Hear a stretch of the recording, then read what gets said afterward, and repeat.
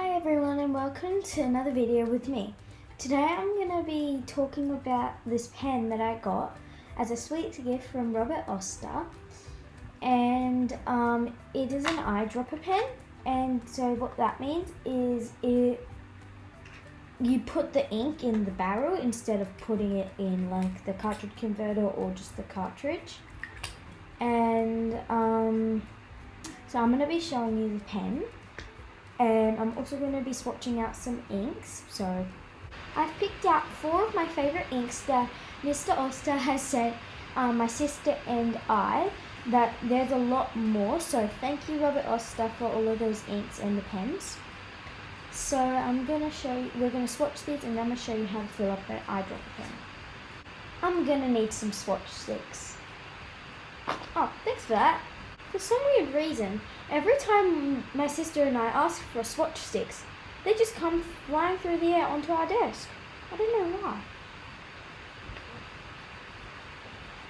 Alright, so this is a very nice colour of orange. In the bottle it kind of looks red, but it's orange. So I'm just going to go over a couple times. So that's the colour Direct Sun. And I really like it, and I think I might post this on my Instagram once they're fully dried. So, and before we go on with the next one, we need to close the cap because we do not want any ink spilling anywhere. Next is this blue colour called Bass Strait.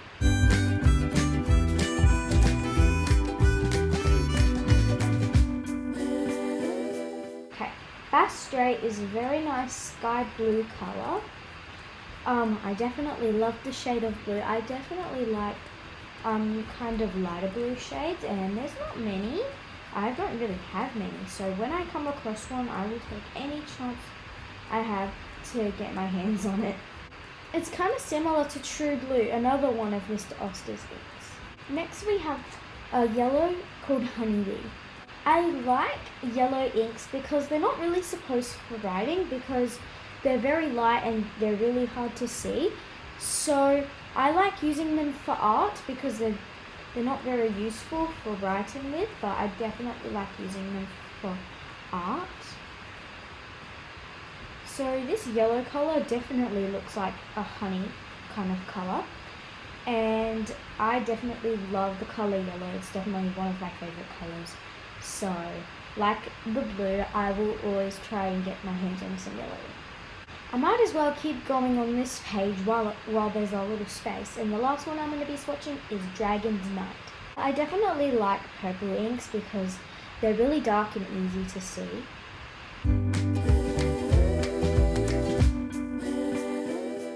So there's Dragon's Night. I definitely love it because it's almost like the shade changes when you go over it another time. Like it's kind of like a paley, not really pale, but like a lighter purple, and then you go over it again, it's like a whole nother colour.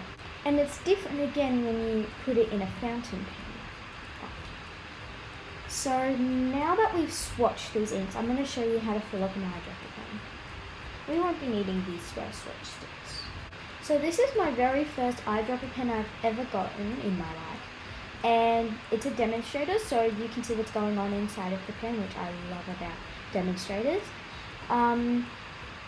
It is a twisty lid, so you have to twist it to get the cap off. It's a fine nib, and what's cool about eyedropper pens is that you just fill up the barrel with ink instead of putting it in like a cartridge, which I think is super cool and easy for kids to use, or anyone.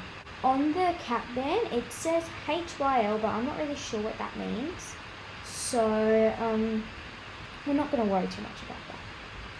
So now I'm going to show you how to fill it up. So you're probably thinking, oh, it's so easy to use, you just fill up the barrel and you're done.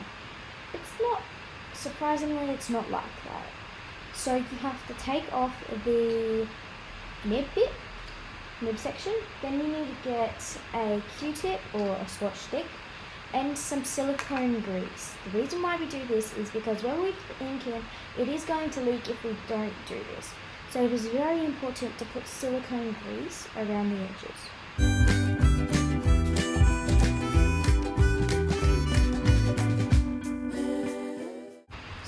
I just got some silicone grease on my Q-tip, and now I'm just going to put a little bit around this bit of the nib section and this bit of the back.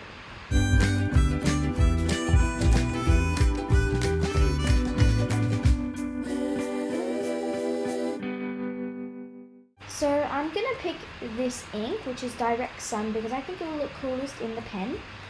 And yes, so now I'm going to fill it up. And luckily, the pen actually came with a pipette, so that makes our job a lot easier. You don't want to fill it up all the way with ink, because if you do, you wouldn't be able to like swish it around and see what's going on inside the pen. So I'm going to fill it up about there. I can't really tilt it, otherwise it will spill. So now I'm going to place the nib section back on.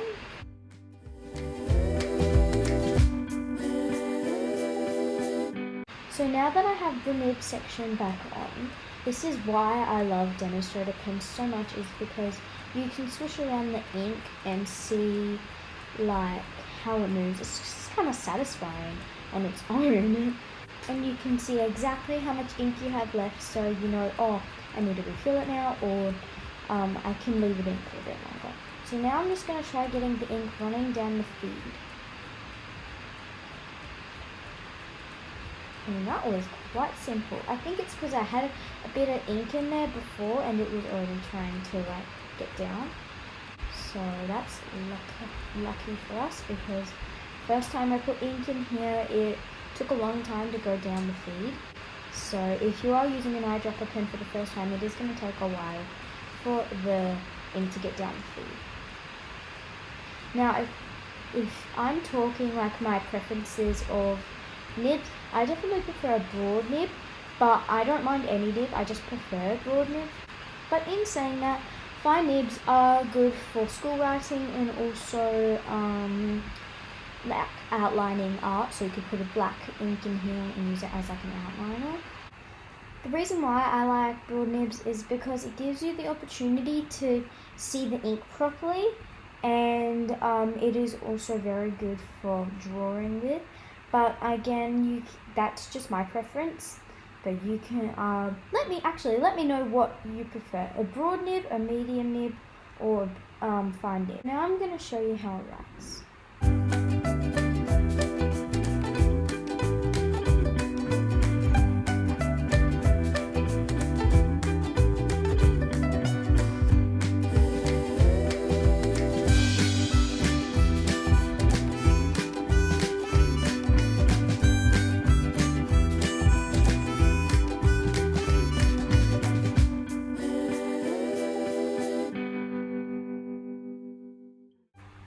I think the pen really shows off the color of the ink. I definitely do not regret putting this ink in. I was planning on putting the Dragon's Night ink in, but I decided that it'd probably look better in the pen with a more lighter color, so it doesn't just look black. Thank you for watching my video. If you have any suggestions, you can let me know in the comments or DM me on Instagram. Also, thank you to Robert Oster for sending my sister and I these super early Christmas present, and we hope you have a great Christmas. All of you, not just Robert Oster, but all of you. So, yeah, that's it from me. Bye!